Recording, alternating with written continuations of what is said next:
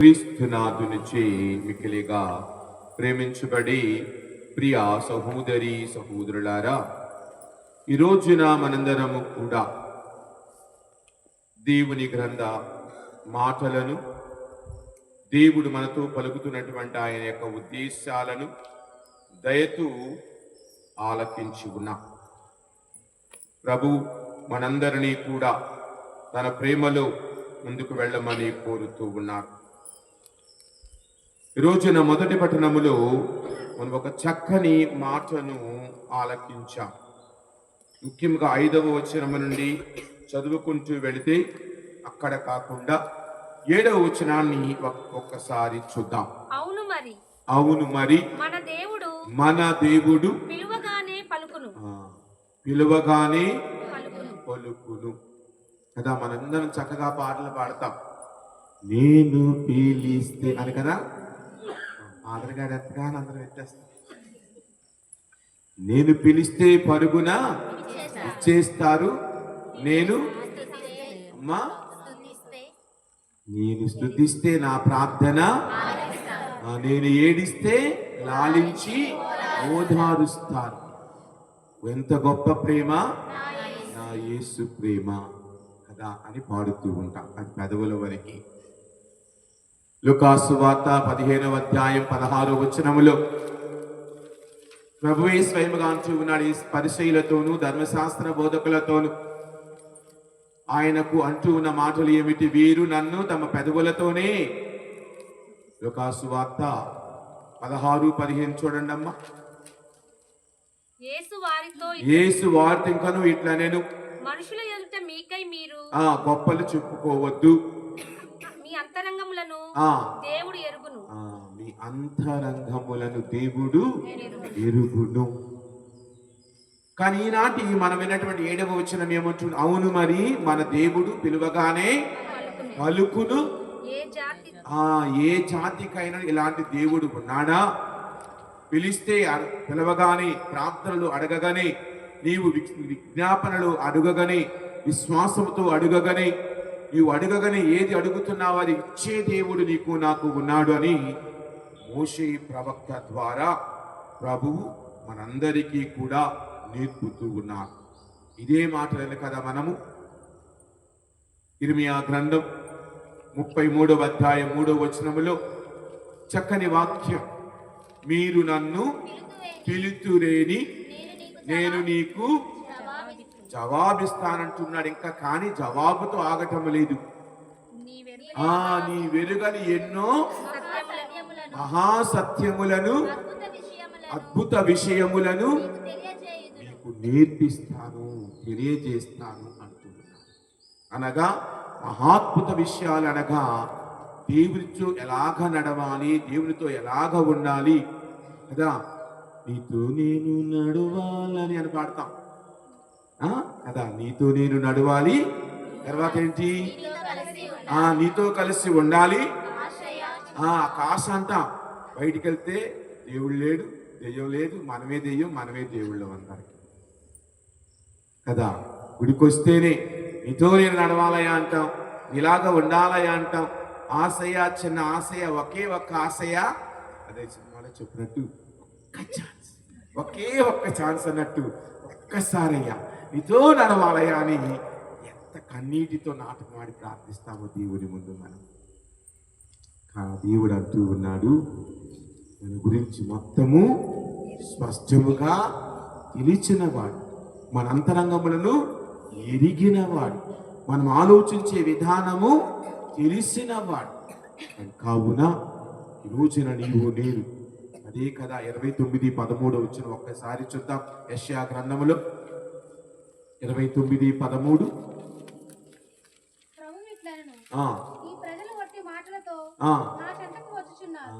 అన్ని ఒత్తి మాటలే, అబద్ధపు మాటలే. తర్వాత వీరి పెదాలే నా దగ్గర ఉన్నాయి, కానీ వీరి అంతరాత్మలు, వీరి యొక్క మనసులు నాకు కడు దూరముగా ఉన్నాయి అని ప్రభు అంటూ ఉన్న మాటని ఇక్కడ చూస్తూ ఉన్నాం.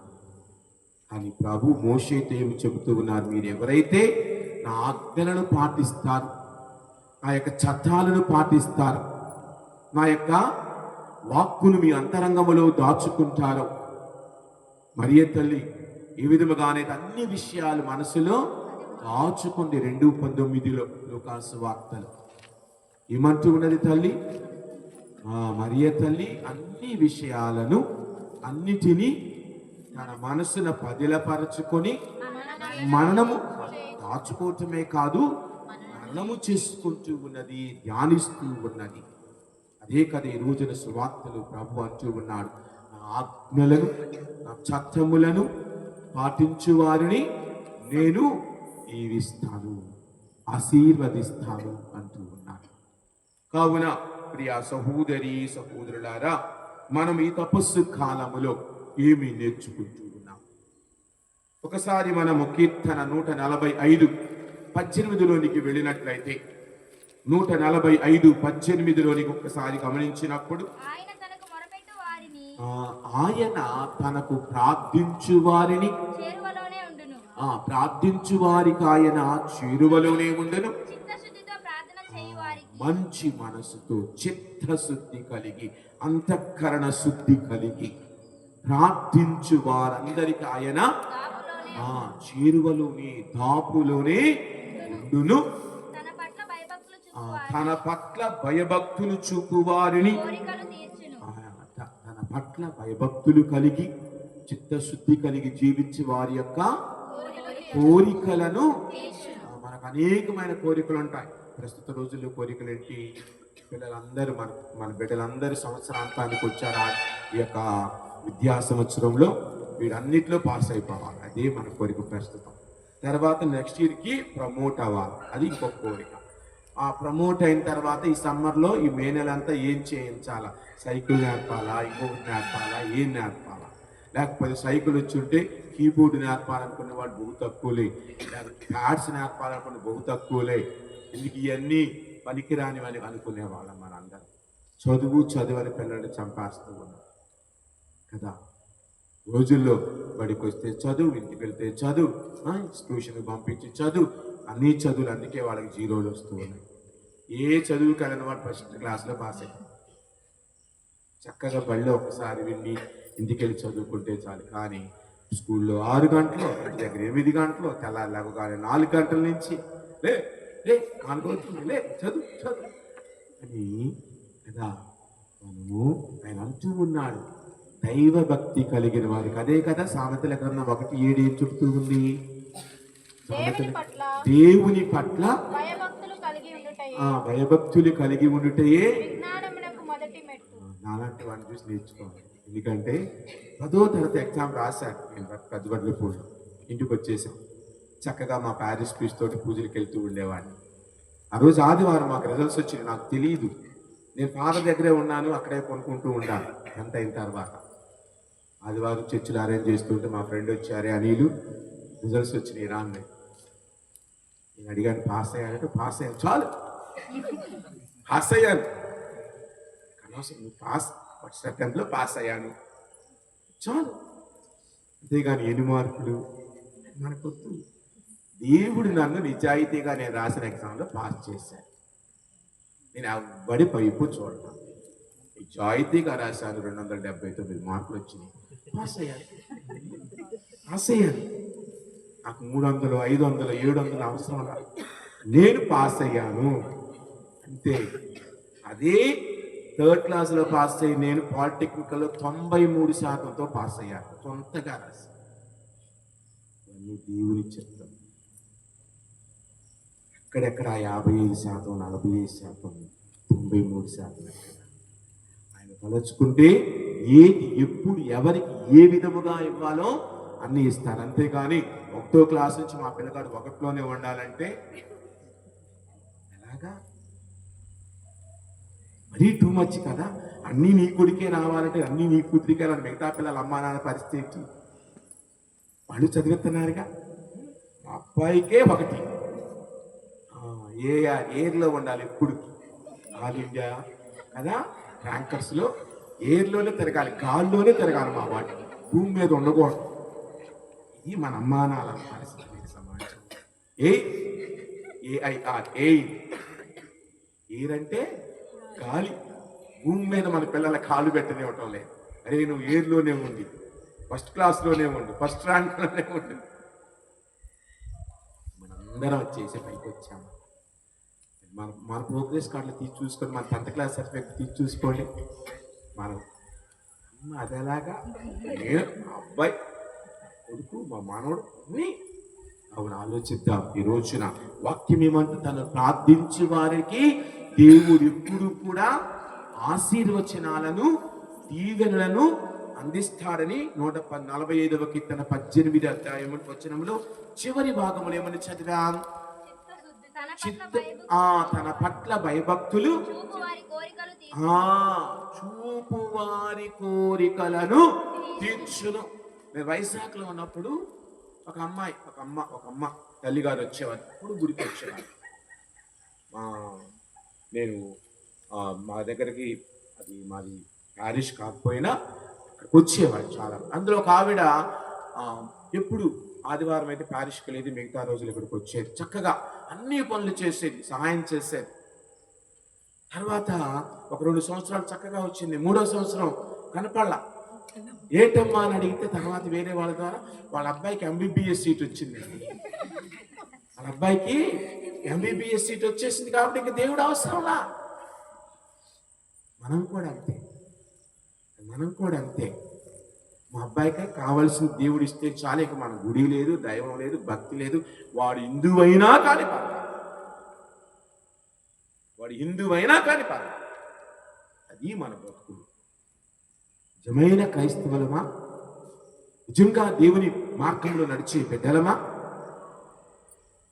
వీరికి డప్పాలు కొట్టుకుంటాం.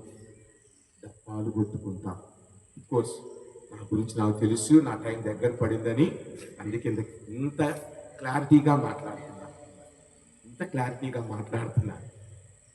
కాబట్టి ఒక్కసారి ఆలోచించుకుందాం. అందుకే మనం కీర్తన 34:18 ఒక్కసారి చూద్దాం. కీర్తన 34:18 ఒక్కసారి.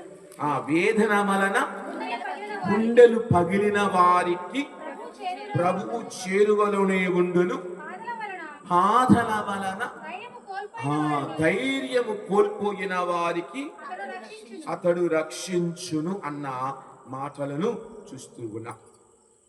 కావునని నాకు చదివాం కదా మొదటి పట్టణంలో 4వ అధ్యాయం 7వ వచనంలో, అవును మన ప్రభువు పిలువగానే పలుకును.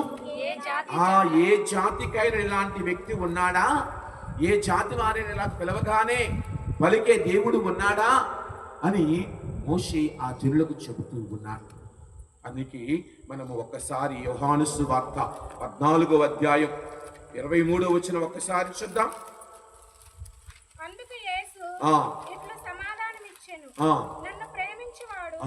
నన్ను ప్రేమించువాడు నా మాటలను పాటించును, అప్పుడు నా తండ్రి వానిని ప్రేమించును, వానితో కలిసి నివసిస్తాము. నన్ను ప్రేమించువాడు నా మాటలను కలిగి ఉంటాడు, నా మాటల ప్రకారం జీవిస్తాడు అన్న మాటలను చూస్తూ. అందుకే యాకోబు రాసిన లేఖ 4వ అధ్యాయం 8వ వచనం ఒక్కసారి గమనిస్తే, 4వ అధ్యాయం 8వ వచనం,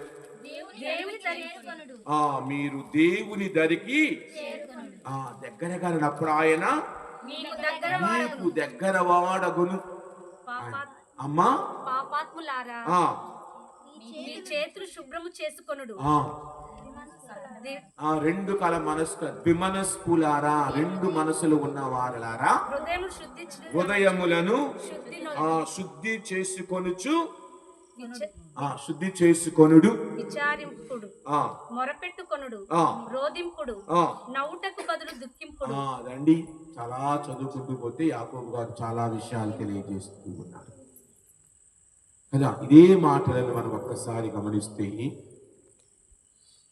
పోయిన వారం కూడా చదువుకున్న యెషయా గ్రంథం 1వ అధ్యాయం 15-16 వచనాలలో, మీరు ప్రార్థనకు చేతులెత్తినప్పుడు నేను మీ ప్రార్థనలను ఆలింపను, ఎందుకంటే మీ చేతులు రక్తముతో నిండి ఉన్నాయి. వేరే దగ్గర ఇంకొక చక్కని వాక్యం ఉందని నేను బైబిల్ చదువుతుంటే చూశాను. మీ వేళ్ళు కూడా పాపముతో ఉన్నాయి. మీ కొనలు, వేలి కొనలు కూడా పాపంతో ఉన్నాయని వాక్యము సెలవిస్తూ ఉంది. కావున ప్రియ సహోదరి సహోదరులారా, మనము ప్రార్థించినప్పుడు మన చేతులలో ఈ చేతులు పాపానికి ఒడిగడుతూ ఉన్నాయా? ఈ కళ్ళు పాపానికి ఒడిగడుతూ ఉన్నాయా? మన పోయిన వారం చదువుకున్న దేవుడు అసహించు కార్యములు 6 కలవు. సామెతల గ్రంథం 6వ అధ్యాయం 16 నుండి 19 వరకు గమనిస్తే 7వదనినా దేవునికి ఏవగింపు కదా. దేవునికి ఏవగింపు, గర్వపు చూపు, అబద్ధములాడు నాలుక, ఆ నిర్దోషులను చంపు చేతులు, ఆ కుట్రలు పన్ను హృదయము, చెడును చేయు ఆ చెడును చేయటానికి పరుగుడే పాదములు, ఆ సాక్ష్యములను పదే పదే మార్చే ఆ బొంకులాడుట, అన్నదమ్ముల మధ్య జగడములు, ఇవన్నీ దేవునికి ఇష్టము లేని ఇవే 7 మహాపాపాలుగా దేవుడు మన ముందు ఉంచుతూ ఉన్నారు. వీటిని వదులుకొని కదా, వీటిని వదులుకొని జీవించగలిగితే మనము దేవునితో ఉంటే ఏమవుతుందో తెలుసా?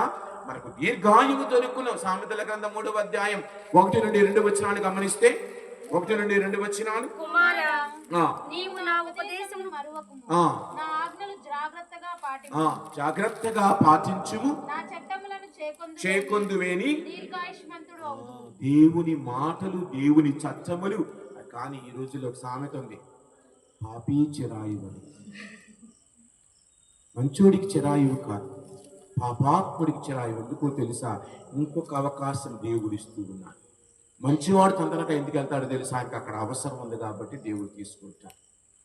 పాపాత్ములకి ఇంకొక అవకాశం ఇస్తూ, అంటే దాని అర్థం మనందరం పాపాత్ములమని కాదు, ముందులిన వాళ్ళు పుణ్యాత్ములని కాదు, అని దేవుడు తనకు కావలసిన వారిని తనకు కావలసిన సమయంలో పిలుచుకుంటాడు.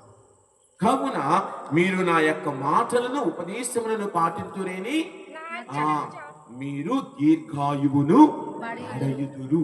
ఇంకొకటి, మనము దేవునితో నడిస్తే, దేవుని ఆజ్ఞలను పాటిస్తే మనకు సంరక్షణ. ద్వితీయోపదేశకాండం 23వ అధ్యాయం 5వ వచనం, ద్వితీయోపదేశకాండం 23వ అధ్యాయం 5వ వచనం, కానీ దేవుడైన ప్రభువు బిలాము మనవిని త్రోసిపుచ్చెను, అతడు మిమ్ము ప్రేమించెను గనుక బిలాము శాపమును దీవెనగా మార్చెను. చూడండి, బిలామును, ఒక ప్రవక్తను రాజు తీసుకుని వచ్చి శాపం ఇశ్రాయేలు మీదకి చెప్పమంటూ ఉంటే, దేవుడు అతని నోటి ద్వారా ఇప్పుడు కూడా ఏం చేస్తూ ఉన్నాడు? ఆ దీవెనల్ని పలికిస్తూ ఉన్నాడు. కావున ఎవరెన్ని శాపనార్థాలు పెట్టినా దేవుడు నీతో ఉంటే అవన్నీ నీకు దీవెనకరంగా మాట్లాడే కదా. మనకు ఏమిటో బుద్ధుడు ఒక చిన్న కథ చెప్తాడు. ఒకరోజు ఒక ఇంటికి దారిలో వెళుతూ ఉంటే భిక్షాటనకు ఒక తాగుబోతు వచ్చి చడాబడా బుద్ధుడిని తిట్టేస్తాడు. బుద్ధుడు ఒక్క మాట అనడు. ఇంటికి వెళ్ళిపోతారు. శిష్యులు అడుగుతారు, అయ్యా అక్కడ అంతగా కేకలేస్తూ తిడుతూ ఉంటే నువ్వే సమాధానం ఇవ్వలేదని అడిగితే, నేను సమాధానం ఇస్తే అవన్నీ నా మీద పడతాయి కదా, నేను మౌనంగా ఉంటాయి అన్నీ తిరిగి. అది మనం మర్చిపోయి మన ఇంటి పక్కన, మన ఇంటి ముందు, మన ఇంటి వెనక, మన స్కూల్లో ఏం జరిగినా కుక్కల మాదిరిగా కై అని అరవటమే మన పని. అంతేకాని మౌనము వహిద్దాం, సహనం పాటిద్దాం. మన యొక్క సహనమును బట్టి అవతలవాడు తగ్గుతాడు అన్నది మనకు నేర్చుకో. పిల్లలకి పిల్లలు కూడా అంతే కదా, కొట్టుకోరా ఇద్దరికి ఆకలిస్తుంది. అమ్మ ఎక్కడి నుంచి వస్తుంది? మన నుంచే వస్తుంది, వేరే వాడి నుంచి రాదది కదా. ఆవు చేలు మేస్తే దూడ గట్టును మేయదు కదా. మన ప్రవర్తనను బట్టి మన పిల్లలు ఉంటారు, మన ఆలోచన బట్టి, మన తీరుని బట్టి మన బిడ్డలు పెరుగుతారు. మనం ఇంట్లో మాట్లాడే మాటలను బట్టి మన పిల్లలు కూడా వాడే మాటలు ఉంటాయి. ఈ పేరెంట్స్ బడికి వచ్చి, ఏమంటే మా అబ్బాయి బూతులు మాట్లాడుతున్నాడు, ఏం నేర్పుతున్నారు ఇక్కడ అంటాడు. ఇంటి దగ్గర ఇది తాగుబోతున్నారు, ఇది వచ్చి మాట్లాడే ఏం తెలీదు.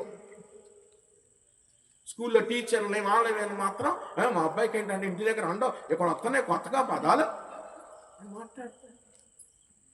అవునా? సార్ ఆలోచిద్దాం. నీ నడకను బట్టి నీ బిడ్డ నడక ఉంటుంది, నీ తీరును బట్టి నీ బిడ్డల తీరు ఉంటుంది, నీ యొక్క తీరును బట్టి నీ బిడ్డల యొక్క ఎదుగుదల ఉంటుంది. కావున మరి నీవు నేను కూడా ఒక్కసారి ఆలోచించుకుందాం. చివరిగా యోహాను సువార్త 3వ అధ్యాయం 22వ వచనం. యోహాను సువార్త 3వ అధ్యాయం 22వ వచనం. ఆ పిదప యేసు తన శిష్యులతో యూదయ సీమకు వచ్చి వారితో కొంతకాలము గడుపుచు జ్ఞానస్నానం ఇచ్చుచుండెను. నీరు పుష్కలముగా ఉండుటచ్చే సలీము సమీపమున ఉన్న ఐనోను వద్ద యోహాను కూడా బప్తిస్మం ఇచ్చుచుండెను. జనులు అతని యొద్దకు వచ్చి బప్తిస్మం పొందుచుండిరి. యోహాను ఇవన్నీ కూడా యోహాను యేసు ప్రభు మధ్య తేడా. ఇప్పుడు చదువుకుంటూ వెళితే శిష్యులు వచ్చి చెబుతూ ఉన్నారు, యోహానుకు అయ్యా నీవు జ్ఞానస్థానం ఇచ్చిన వ్యక్తి ఇప్పుడు జ్ఞానస్థానం ఇస్తూ ఉన్నాడంటే ఆయన అంటూ ఉన్న మాటలు ఆయన ఎదగాలి, నేను తగ్గాలి అని వినయముతో మాట్లాడుతున్నాను. అలాంటి వినయం నీకు లభిస్తుంది దేవునితో నీవు నడిస్తే. కావునని ప్రియ సహోదరి సహోదరులారా, ద్వితీయోపదేశకాండం 28వ అధ్యాయం 11వ వచనం ఒక్కసారి చూద్దాం. 11వ అధ్యాయం 11. ప్రభు పితరులకు వాగ్దానము చేసిన నేల మీద మీకు సంతానాభివృద్ధి పశు సంపదలు మీకు సమృద్ధిగా సంపదలు వస్తాయి ఇప్పుడు నీవు దేవునితో నడిస్తే. కావున మరి ఈ దివ్యబలిలో పాల్గొంటున్న నీవు నేను ఈరోజు విన్నటువంటి 2 వాక్యాలను బట్టి నాటి మొదటి పట్టణములోను కదా ప్రభువంచున్న 7వ వచనం, మీరు నాతో ఉంటే నా మాటలతో నడిస్తే దీవిస్తాను. అలాగనే ప్రభు అంటున్న ధర్మశాస్త్రమును కదా ప్రవక్తల ప్రబోధమును నేను రద్దు చేయుటకు రాలేదు, దేవుని వాక్కును సంపూర్తి చేతికి వచ్చాను. కావున దేవుని వాక్కుతో నడిచే మనసు మనందరికీ కూడా దయచేయమని ఈ దివ్యబలిలో ప్రార్థన చేసుకుందాం.